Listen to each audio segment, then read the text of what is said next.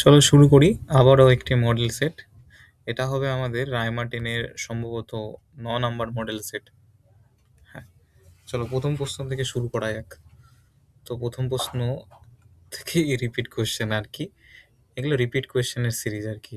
শুভম জানিস তো ভাই, তাই কি না শুভম? হ্যাঁ, তো বেশিরভাগ রিপিট কোয়েশ্চেন আমি আমার পিডিএফে দিয়েছি, ওটা তোমরা দেখতে পারো।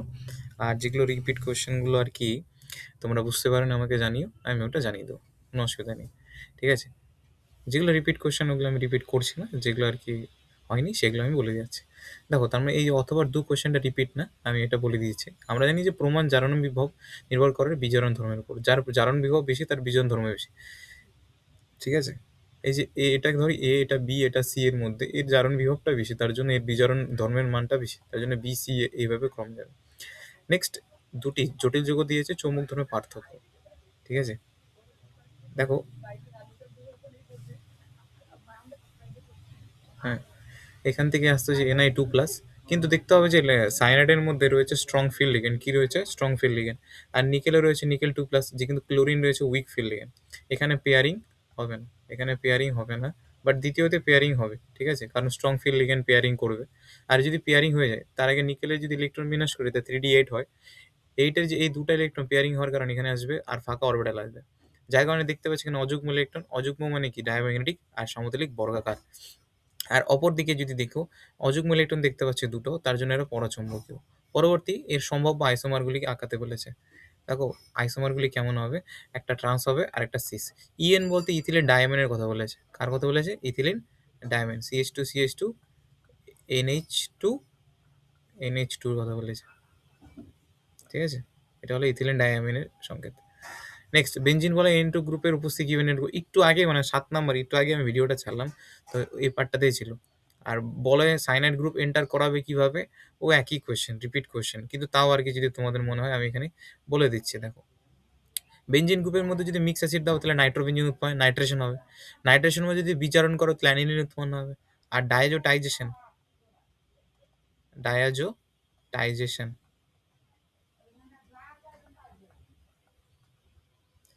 ডায়াজোটাইজেশন বিক্রিয়ার মাধ্যমে আমাদের বেঞ্জিন ডায়াজোনামগুলোড উৎপন্ন হবে। এর মধ্যে যদি কেসিন বা সিইউসিন দিয়ে দাও তাহলে উৎপন্ন হয় আমাদের সায়ানোবেঞ্জিন। এভাবে আমরা বেঞ্জিন গ্রুপ এন্টার করতে পারি। গ্যাব্রিয়েলের মাধ্যমে আমরা কিভাবে প্রাইমারি অ্যামিন প্রস্তুত করতে পারি বা প্রোপাইল অ্যামিন প্রস্তুত করতে পারি, বা প্রাইমারি অ্যামিন প্রস্তুত হয় না, প্রোপাইল অ্যামিন উৎপন্ন হয় কিভাবে, এটা ইয়ের কোশ্চেন তোমাদের, কি বলে এটাকে, রিপিট কোশ্চেন। নেক্সট, পরবর্তী প্রশ্ন, বেঞ্জিন বলে NO2 গ্রুপের উপস্থিতি কিভাবে নির্ধারণ করবে। NO2 গ্রুপের উপস্থিতি, এই যে NO2 গ্রুপের মধ্যে যদি আমি জিঙ্ক চূর্ণ NH4Cl বা ইথানল দিয়ে দিই, মানে মুলিকেন বার্কার টেস্ট করি, মুলিকেন বার্কার,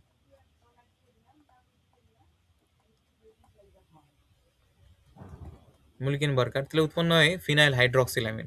এর মধ্যে যদি টোলেন্স রিয়েজেন্ট দিয়ে দিই তাহলে উৎপন্ন হবে নাইট্রোসোবেঞ্জিন, এবং আমাদের পরে থাকবে সিলভার এর অদক্ষেপ। এখান থেকে বুঝতে পারবো যে না ভাই, এর মধ্যে নাইট্রোবেঞ্জিন মানে NO2 গ্রুপ ছিল। নেক্সট, পরের প্রশ্ন কি আছে, যে এ একটা যৌগ যার মধ্যে তোমাকে আদ্র বিশ্লেষণ করাতে হবে, বি যৌগ উৎপন্ন হবে, তার মধ্যে অ্যামোনিয়া দিতে হবে, সি উৎপন্ন হবে। এই দেখো, সেই যৌগটা হলো তোমার সায়ানোবেঞ্জিন। এর মধ্যে যদি HCl দিয়ে দাও তাহলে এই পার্টটা অ্যাসিডে কনভার্ট হয়ে যাবে। এর উপর অ্যামোনিয়া দিলে উৎপন্ন হয় অ্যাসিডামাইড, অ্যাসিডামাইড গ্রুপ। এর উপর পটাশিয়াম পেন্টা অক্সাইড দিলে, পটাশিয়াম পেন্টা অক্সাইড দিলে কি উৎপন্ন হবে, সায়ানোবেঞ্জিন। বা আর ব্রোমিন KOH দিলে উৎপন্ন হবে অ্যানিলিন। ঠিক আছে, ব্রোমিন KOH দিলে উৎপন্ন হবে অ্যানিলিন, ওই যে হফম্যান ব্রোমাইড রিঅ্যাকশন। নেক্সট, অসীম লঘুতায় অ্যাসিটিক অ্যাসিডের মোলার পরিবাহিতা দেওয়া আছে, মানে নির্ণয় করতে হবে। ঠিক আছে, অসীম লঘুতায় অ্যাসিটিক অ্যাসিডের মোলার পরিবাহিতা নির্ণয় করতে হবে। দেখো, CH3CONH নিব, যার মধ্যে রয়েছে তোমার CH3COO মাইনাস আর H+। এটা নির্ণয় করার জন্য এটা প্লাস লাগবে, কিন্তু এনে আমাকে হটাতে হবে, তার জন্য আমার এনে মাইনাস নিয়ে নেবো। তাহলে এবার যোগ আর বিয়োগ করলে, যোগ বিয়োগের অঙ্ক যেহেতু এটা, আমরা পেয়ে যাব। অসীম লঘুতায় কোলসের সূত্রের সংজ্ঞা চেয়েছে, এটাও রিপিট, কিন্তু তাও বলে দিই, এখানে লিখে দিয়েছি যে এক কথায় লেখা যায় যে অসীম লঘুতায় মোলার পরিবাহিতা সমান সমান আইনীয় পরিবাহিতার যে সঙ্গটা ক্যাটায়ন এবং অ্যানায়নের আইনীয় পরিবাহিতার যোগফলের সমান হয়। তার আমি সংকেত দিয়েছি। নেক্সট কোয়েশ্চেন, এই এখানে দিয়েছে যে কেমনোফোরকে গাঢ় রঙিন বোতলে রাখা হয় কেন। দেখো, কেমনোফোর যদি H নেওয়া সূর্যালোক পড়ে তাহলে MnO2 ম্যাঙ্গানিজ অক্সাইডে পরিণত হয়। মানে আমি রাখতে গিয়েছিলাম পটাশিয়াম পারম্যানেন্ট, বাট হয়ে গেল ম্যাঙ্গানিজ ডাইঅক্সাইড। এই বিয়োজন যাতে রোধ হয় তার জন্য আমরা রঙিন বোতলে রাখি। নেক্সট, কে ইকুইলিব্রিয়াম অর্থাৎ তুল্যাঙ্ক পরিবাহী তার আপেক্ষিক পরিবাহিতার মধ্যে সম্পর্ক 1000 ডিভাইডেড বাই সি। ঠিক আছে? সি বলতে এখানে তুল্যাঙ্ক পরিবাহিতা, এখানে মোলারিটির কথা বলেছে। ঠিক আছে? মোলারিটি। নেক্সট Mg2+ আর Ag+ আর Ag এর মধ্যে গ্যালভানিক কোষ থেকে প্রাপ্ত বৈদ্যুতিক কার্য নির্ণয় করো। তার আগে তোমাদের একটা মেইন সেল আমাকে নির্ণয় করতে হবে কোনটা আর কি মেইন সেল। Mg আর Mg2+ এর মধ্যে এখানে অক্সিডেশন হয়েছে আর 2+ ইলেকট্রন গ্রহণ করার মধ্যে রিডাকশন হয়েছে। দুটো ইলেকট্রন কেটে গেল, তাহলে আমাদের মেইন রিঅ্যাকশন পেয়ে গেলাম। এরপর E নট সেল যদি আমি বের করি, E নট সেলে E cathode minus E anode, ক্যাথোডের মান দেওয়া আছে আর অ্যানোডের মানও দেওয়া আছে। এবার যদি করি 3.6 আসছে, n মানে দুটা ইলেকট্রনের তরতাম্য হয়েছে, তাহলে n। আর ডাব্লিউ এখানে দেখো অনেক সময় বলবে দাদা এটা তো জি এর ইকুয়েশন না, গিবস ফ্রি এনার্জি। হ্যাঁ ভাই, ওই ইকুয়েশনটা দিয়ে আমরা বৈদ্যুতিক কার্য নির্ধারণ করব। ঠিক আছে? কিন্তু বৈদ্যুতিক কার্যের জন্য আমাদের মাইনাস চার পাঁচটা মানে চার্জটা থাকবে না, শুধুমাত্র মাইনাস চার্জ বাদ দিয়ে যদি ইকুয়েশনটা করি তাহলে আমাদের ইকুয়েশনটা এমন আসতেছে, এন এর মান 2, এফ এর মান 96500, ই নট সেল বের হয়ে গেল, ক্যালকুলেট করো অ্যান্সার বের হয়ে যাবে। নেক্সট, 3D সারির অন্তর্গত এনথালপি 3D সারি অপেক্ষা বেশি কেন? মানে সরি, 5D সারির আয়নন এনথালপি 3D মৌলগুলির আয়নন এনথালপিতে অপেক্ষা বেশি কেন? Repeat question. রিপিট কোশ্চেন করলে বেশিরভাগ কোশ্চেন দিবি তোমাদের হয়ে গেছে, হয়ে গেছে না হয়ে আসছে। মৌল এবং ইনট সেল দেওয়া আছে। ইলেকট্রন বিন্যাসের উপর ভিত্তি করে অনিয়মিত মানগুলি ব্যাখ্যা করো। তুমি যদি লক্ষ্য করো এখানে, যদি এখানে লক্ষ্য করি তাহলে আহ, একজন চোখ নজর কাটতেছে, সেটা কি? কপার, কারণ এখানে সব পজিটিভ হয়েছে আর এতে বাদ বাকি ই নট সেল মাইনাস হয়েছে। এর পজিটিভ হওয়ার কারণ এক কথায় যে জল যোজন শক্তি এর ধাতব আয়নের আকার বেশি। আর কারণ মানে মেন কথা জল যোজন শক্তি নিয়ে ব্যাখ্যা করতেছি। জল যোজন শক্তি জিনিসটা কি? ধাতব আয়নের আকার এবং ধাতব আয়নের আকার ভিন্ন হওয়ার ফলে জল যোজন শক্তিও ভিন্ন, আর যা আর কি বিজারণ বিভবকে প্রভাবিত করে। ঠিক আছে? তাছাড়া এই যে 3D অরবিটালটা যদি আরেকটা জিনিস অ্যাড করতে চাও, এটাও লিখতে পারো যে কপারের 3D 10 হয়ে থাকে, যার কারণে এর আয়নেশন এনার্জি, দ্বিতীয় আয়নেশন এনার্জি বা প্রথম আয়নেশন এনার্জি খুব উচ্চ লেভেলের হয়, যা আর কি আমাদের ইলেকট্রন বিন্যাসের উপর ভিত্তি করে অনিয়মিত কারণের ব্যাখ্যাকে একটা অন্য জায়গায় নিয়ে যায়। এক কথায় আয়নন বিভব আলাদা হচ্ছে, তারপর বিভিন্ন জলযোষণ শক্তি ওটা আলাদা হচ্ছে, যা বিজারণ বিভবকেও প্রভাবিত করে, মেনলি ইলেকট্রন বিন্যাস। ঠিক আছে? M2+ এর ঘূর্ণন চৌম্বক ভ্রামণী M27 চেয়েছে। 27 থেকে যদি আমি দুটো ইলেকট্রন বের করে দিই তাহলে হচ্ছে 25। এই 25 এর যদি ইলেকট্রন বিন্যাস করি তাহলে আসছে 3D5। ঠিক আছে? 3D5 4s2, একই না? 3D5 4s2, বা এক কথায় আমি লিখতে পারি 3D7, মানে এক কথায় কোবাল্টের কথা বলেছে, একই না? তো 3D7 আছে। এবার কথা হলো 3D7 যদি থাকে তাহলে অযুগ্ম ইলেকট্রন বের করার সূত্র কি বলেছিলাম? ডি কক্ষ, তার মানে 10 - 7, তাহলে উত্তর হবে 3। এই 3 বের করেছে। আচ্ছা। তারপর টাইটেনিয়াম আর স্ক্যান্ডিয়ামের মধ্যে কোনটা বর্ণহীন? দেখো টাইটেনিয়াম থেকে T3+, স্ক্যান্ডিয়াম থেকে T73+।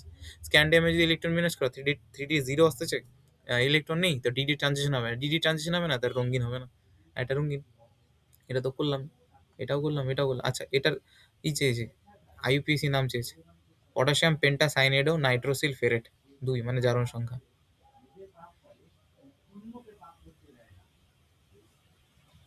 কোন জটিল যৌগটি অ্যান্টি টিউমার ক্যান্সার রূপে চিকিৎসা ব্যবহার করা হয়? Anti tumour cancer, সিসপ্লান্টিন।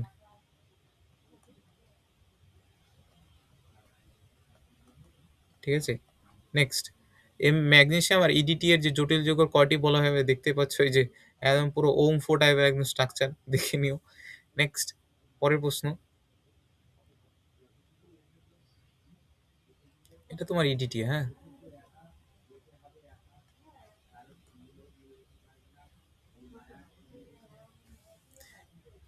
এটা হলো অ্যানিলিন, এর মধ্যে diazotization, benzene diazonium chloride, CUCN cyanobenzene, H2O2 acid amide, তারপর ব্রোমিন, তাহলে উৎপন্ন হবে অ্যানিলিন তোমাদের। অ্যানিলিন উৎপন্ন হলো, আবার অ্যানিলিন থেকে শুরু করলে অ্যানিলিনের যাত্রা শেষ। তারপর আবার CH3Cl অ্যালকোহলে KOH, তাহলে উৎপন্ন হবে আমাদের সব থেকে মানে best test carbyl test.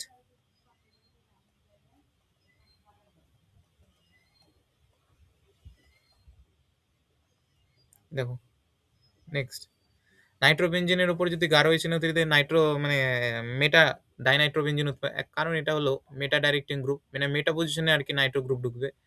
NH যে দিলে কি হবে? আংশিক বিজারণ করবে, যে কোনো একটা গ্রুপকে NH2 কনভার্ট করে দেবে। তাহলে এসেনশিয়াল এসেন্সফুল কি হলো? এটা হলে কি বিক্রিয়া? মুলিকেন বার্কার। তাহলে কি হবে? যে কোনো একটা গ্রুপকে NH OH কনভার্ট করে দেবে, মানে NH2 তে কনভার্ট করবে। তারপর টোলেন্স বিক্রিয়া দিলে কি উৎপন্ন হবে? এটা তো OH কনভার্ট হবে, আর নিচেরটা NO2 তো NO তে কনভার্ট হয়ে যায়। যাই হোক, নাইট্রো ফেনল উৎপন্ন হলো। এরপর নাইট্রো বেঞ্জিনের উপর এসিন, HCl দিলে কি হবে? অ্যানিলিন উৎপন্ন হবে। তারপর Na2 এবং HCl দিলে কি উৎপন্ন হয়? ডায়াজোটাইজেশন বিক্রিয়া, Na2 প্লাস Cl মাইনাস। এরপর লঘু HCl H2SO4 দিলে উৎপন্ন হয় ফেনল। আগের মতো একদম সেম রিঅ্যাকশন, মানে আগেরটা। এই যে নাইট্রো বেঞ্জিন থেকে কিভাবে ফেনল বানানো, ঠিক আছে? নেক্সট, এই শূন্য ক্রম বিক্রিয়া টি হাফ এবং A0 এর মধ্যে লেখচিত্র। যেটা হবে মূল বিন্দুগামী, আর এমটা হবে 1/2K। L2 এবং মোল লিটার ইনভার্সের ক্রমটা কত হবে? দেখো, লিটারের 2 থেকে আমরা ডাইরেক্ট বের করতে হবে ক্রম 1 মাইনাস n দিয়ে, n ইজ ইকুয়াল টু 2। 50% সম্পন্ন হতে 10 মিনিট লাগে, 20% কত হবে? দেখো 50% মানে কি, আমরা টি হাফ বুঝতে পারতেছি। আর 20 মিনিট মানে কি, দুটি টি হাফ হয়েছে। তাহলে ফার্স্ট বিক্রিয়া যদি অবশিষ্ট 50% থাকে, তাহলে সেকেন্ড বিক্রিয়া কত থাকবে? 25% বাই 100, মানে 25% মানে 25/100 ইজ ইকুয়াল টু 1/4 অংশ ই থাকবে। তারপর শব্দ প্রথম ক্রম বিক্রিয়া রিপিট কোশ্চেন। 300 এবং 200, 320-তে গতি 4 গুণ হয়, সক্রিয়করণ শক্তি নির্ণয় করো। ডাইরেক্ট সূত্র, K2 বাই K1 এ 4 গুণ হয়ে গেল, EA/2। আমরা বলেছি যে এটার ক্যালকুলেশনের জন্য 19.14 বা 19.18 মনে রাখো। T1 T2 এর মান যদি বসিয়ে দাও, তাহলে আমরা কি বলবে, ই এর মানটা তুমি বের করতে পারবে ক্যালকুলেট করে। পরের প্রশ্ন,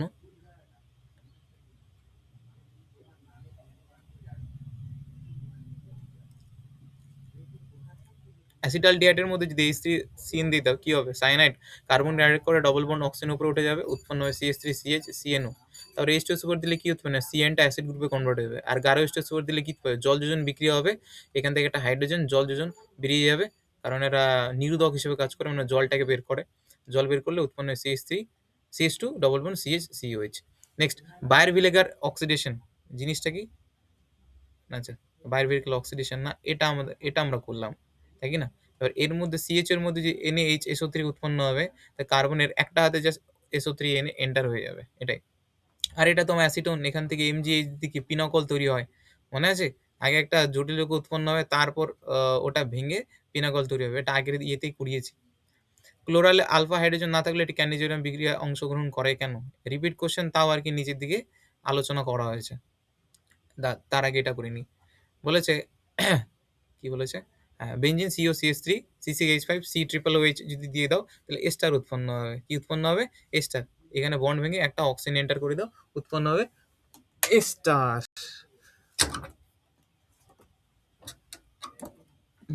ল্যাপটপে চার্জ নেই, চার্জ দিতে হবে।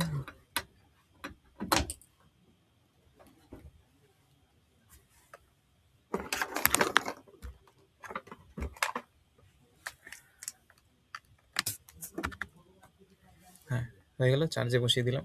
এরপর নিচের দিকে প্রদত্ত বিক্রিয়া উপযুক্ত বিক্রিয়কের শর্তটি কি লেখো? এটা কিউমিন ছিল না, মনে আছে?